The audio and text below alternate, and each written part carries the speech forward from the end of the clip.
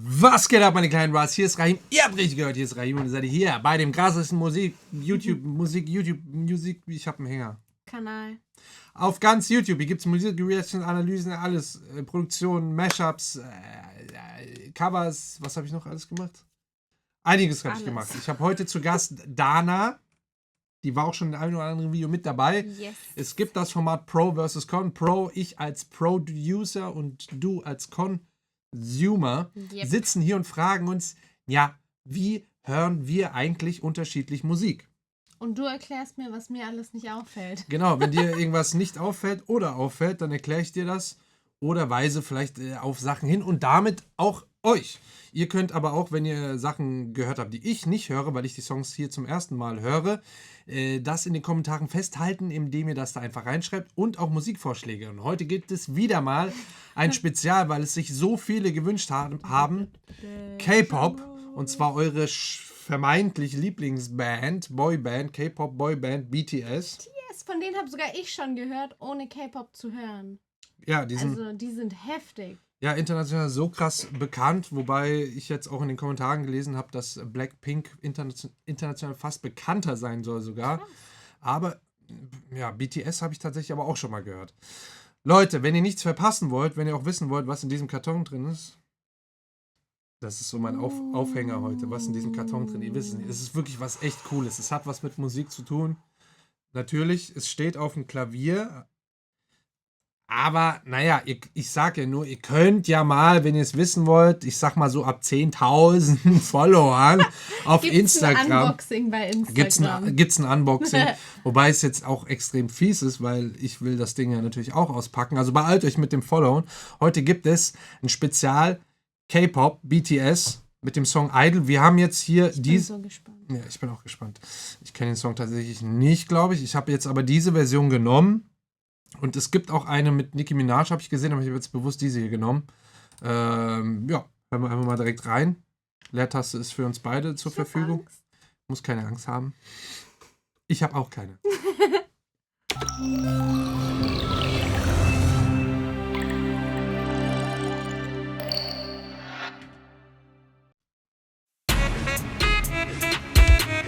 Sorry, ganz kurz. Sind die alle in der Band? Ja, ja. 1, 2, 3, 4, 5, 6, 7? Ja. Bei EXO sind 9 in der Band. Ja, ich habe schon gelernt. Ich bin schon langsam richtiger K-Popper, Alter. Ich kann schon jemandem was beibringen jetzt. Krass, okay. Weiter.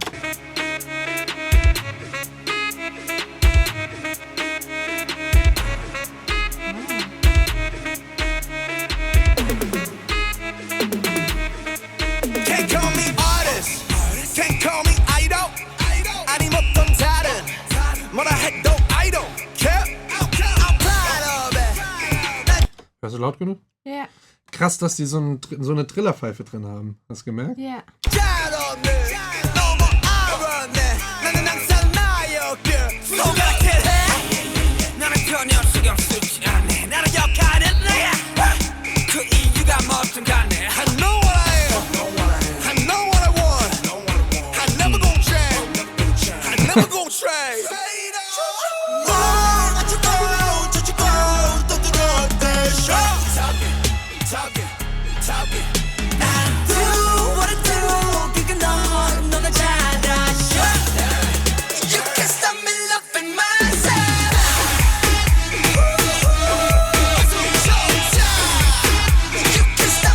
So, auf einmal ist es so. Ich bin mega überfordert. Ich weiß gar nicht, was ich machen soll. Soll ich zuhören? Soll ich gucken? Soll ich so mittanzen?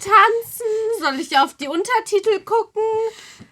Die Outfits, oh mein Gott! Was passiert? Was ist das für ein Universum, das ich verpasst habe? Genau das. Sorry, wiederholt sich gerade deine Reaktion. Aber okay, zur Musik, was mir aufgefallen ist, ich höre auf den Kopfhörern links und rechts. Ja. Teilweise richtig krass. Ja, die nutzen. Dass es so räumlich abgemischt ist. Ich will doch schon was gelernt haben. Aber krass, ja, weil bei EXO war das bei mir genauso. Es ist so ein, ich dachte auch so, ey, was hab ich da verschlafen, Alter? Warum habe ich die K-Pop-Welt noch gar nicht so auf dem Schirm gehabt? Weil, ich meine, die sind ja populär ohne Ende, offensichtlich, aber ich habe das nie so gehört und auf dem Schirm gehabt. Das ist krass, was die musikalisch da fahren. Die Videos, die Dance-Moves, die Outfits, die Texte, auch geile Message hier. You can't stop me loving myself ist ja eine Message, die einfach wirklich, das ist ja geil, so. Das ist sowas so rauszufahren, zu sagen, ey, ich bin so selbstbewusst, egal was du sagst, wie ich bin, wer ich bin, was ich bin, ich liebe mich selber, fertig, boom. Und das ist halt so, das ist halt in dem K-Pop-Ding auch genau das, was die halt fahren, dass sie so gerne so Message, Positiv. ja, so eine positive Message, die den Leuten, die Leute ermutigt, einfach sie selber zu sein und ihr Leben zu leben, so, dass sie sich eben lieben, selbst lieben. Das finde ich irgendwie sehr sympathisch. Voll. Nicht so Gangster-Rap, Bitch, get Voll. out my car. Oder Genau. so Deutschrap, ich fick dich. Ja, genau. Sondern Mega geil. Stop loving myself. Das ist mega krass. Und hier die Effekte und so, wie die Teile. Aber die Outfits, sorry, Das ist ich auch bin mega. gerade so... Auch so, ja, du bist ja in der Mode. Dana ist halt hier mit abgeschlossenem Bachelor in Sachen Modedesign und Management. Das vergesse ich immer, aber sehr wichtiger Anteil, das hat sie schon gemacht. Deswegen ist sie da die Expertin. Deswegen gucke ich immer, was sie anhaben in den Videos. Genau, deswegen können wir den Fashion-Anteil ist ja auch direkt abgedeckt. Aber genau, hier wird es dann auf einmal zu einem Techno-Song. Aber vorher haben die noch gerappt. Das ist auch typisch im K-Pop, dass sie halt eben so einen Genrewechsel, alle Genres drin haben. Ja, vermixen und teilweise auch so hintereinander haben und so. Also habe ich jetzt schon... Okay. Aber muss ich mich auch noch weiter rein. Es ist noch nicht mein Fachgebiet, aber ich komme da rein.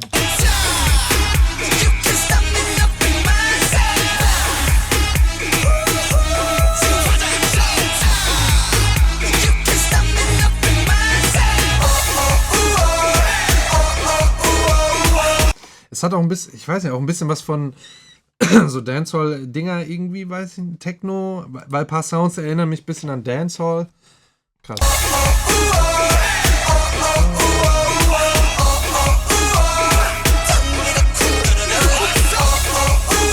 Okay, was heißt jetzt Orso?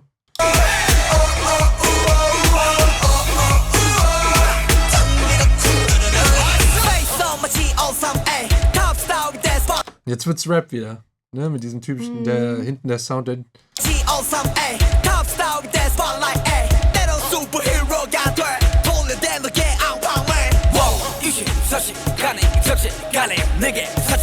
aber trotzdem noch so ein typischer Saw-Synthesizer, der mehr in Techno-Richtung eigentlich genutzt wird.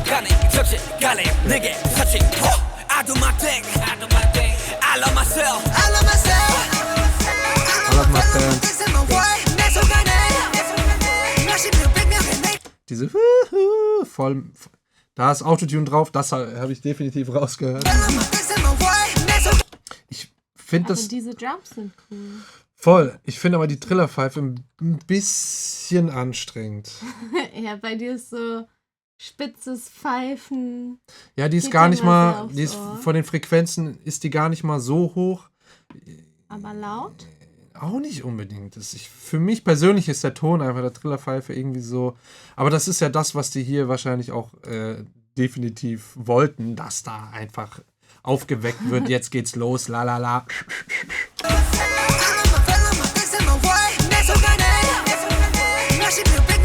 Das ist ja von den Drums her, ist das ja auch ein bisschen marschmäßig, dass das hier militärisch, das muss losgehen, hier geht's ab.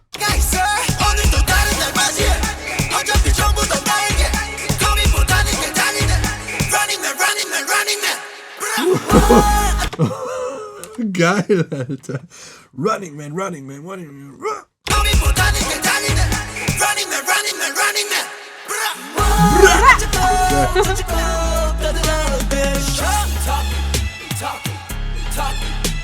Geil.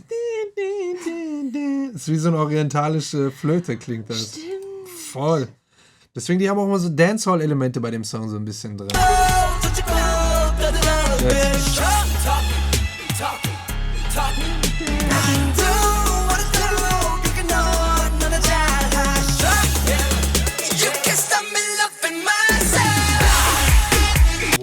das ist schon Techno, Alter. Auch klassisch hier, aber so eigentlich, ja, in fast jedem Genre, dass sie dann vor dem Refrain dann eben alles wegnehmen an Instrumenten, schön Platz machen, dass der Artist oder die Artists in dem Falle ihre Stimme dann durchsetzen können und dann knallt die Hook einfach richtig Aber krass rein. alles knallt. Ne? Aufbau mit der Snare. Bum, dum, dum, Okay, dum, ich weiß, ganz was du klassisch. meinst. Überfordert.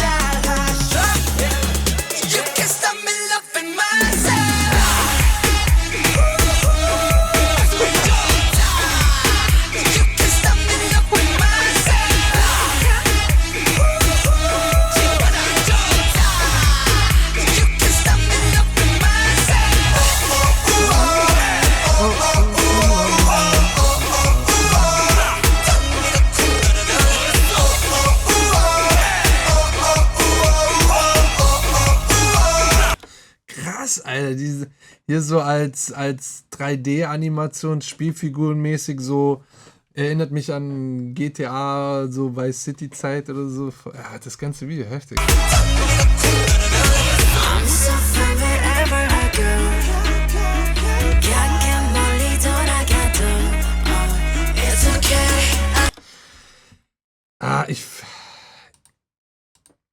Also im Mix, ich muss eine kleine Anmerkung machen, ungerne allerdings. Ich finde die Stimme jetzt gerade, ich hatte es vorher schon so ein bisschen, aber hier finde ich, dass sie ein bisschen zu spitz klingt.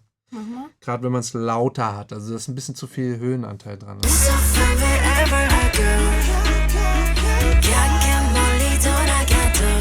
Selbst nicht S-Laute klingen wie S-Laute. So Also, zischig. genau, sehr zischig, ja. Es klingelt sehr in den Ohren.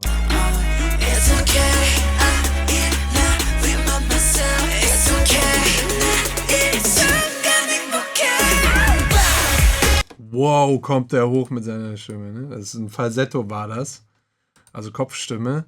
Hier auch eben so ein C-Part haben die, sag ich mal, klassisch und untypisch K-Pop wahrscheinlich mittlerweile. So wie ich das durchblickt habe, ist da auch gerne mal ein Dance-Part drin oder sowas, statt einem, Okay. oder am Ende ein Dance-Part. Nicht, dass ich jetzt verwechsle, aber weil die Hook sowieso schon sehr danzig ist, haben die hier mal wirklich einen C-Part klassisch mal ruhig werden lassen, was auch mal ganz eben so gleichgewichtsmäßig dann doch mal hier noch ein bisschen Ruhe reinbringen. Ne? Schön ruhig. Aber trotzdem haben die noch dieses Was gleich so wieder Ja. hochgeht und laut wird. Ich weiß nicht, Genau. wie ich es beschreibe. das eine ist ein bisschen wie so ein Saxophon. Und das erinnert mich eben so an Dancehall Club Dance Tracks, so wie ich J-Lo mit Dings gerade heute gehört habe, mit French Montana. French Montana, oder wie sie mit Pitbull da auch. Ja, hatte. genau, so Sachen oder halt Flo Rida und Jason Derulo und sowas, die dann immer so gerne so ein bisschen abgefahrene Instrumente haben, die dann eben voll rausstechen. Hätte ich vielleicht sogar hier in dem C-Part weggelassen. Einfach damit es noch ruhiger ist. Weil das trotzdem dadurch, dass es drin ist, noch ein bisschen stressig ist. Also nicht stressig, aber halt aufgeregter. Es ist für den Song noch ruhig, aber eigentlich Ja. ist es gar nicht so ruhig. Genau.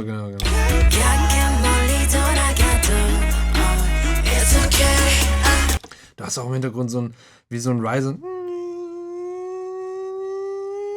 Also die leiten, Immer jetzt? die leiten schon dahin. Ja.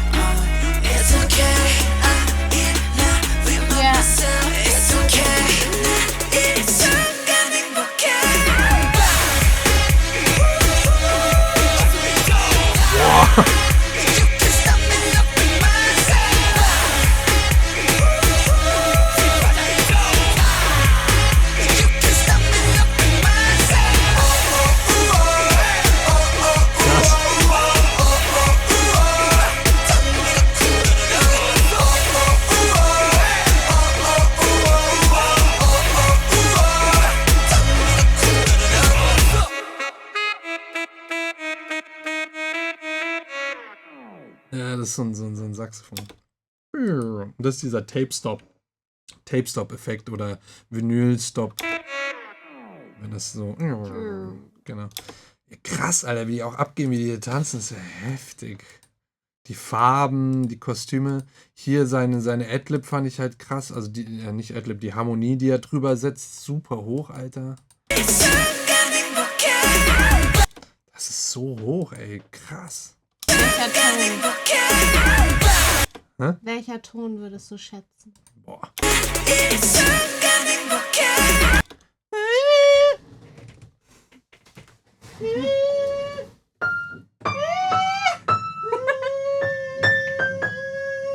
Also irgendwo ganz da oben auf jeden Fall. So relativ am Ende vom Klavier. Also ein Giss. Gut.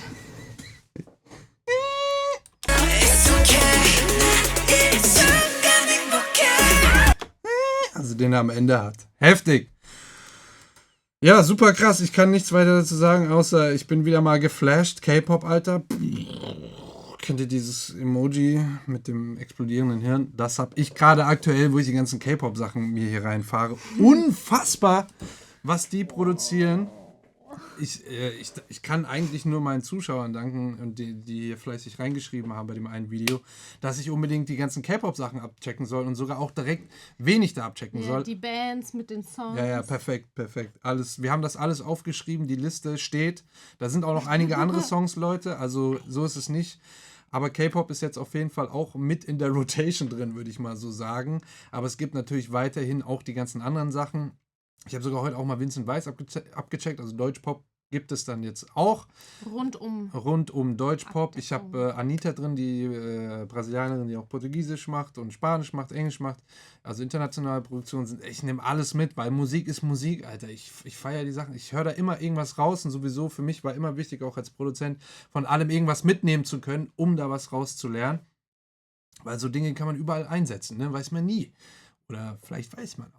Leute. Ist ja auch mal mega interessant, so was ganz anderes zu hören und Absolut. zu gucken, was man sonst oder woran man sich sonst nie rangetraut hätte oder nie dran gedacht hätte. Absolut, Deswegen. definitiv. Richtig geil. Also Leute, lasst ein Abo da, Daumen nach oben. Vielen Dank. Folgt Dana Rolle auf Instagram. Link gibt es in der Beschreibung und folgt mir auf Insta. Und für die 10.000 zum Unboxing. Muss ich so lange warten? Folgt mir ganz schnell.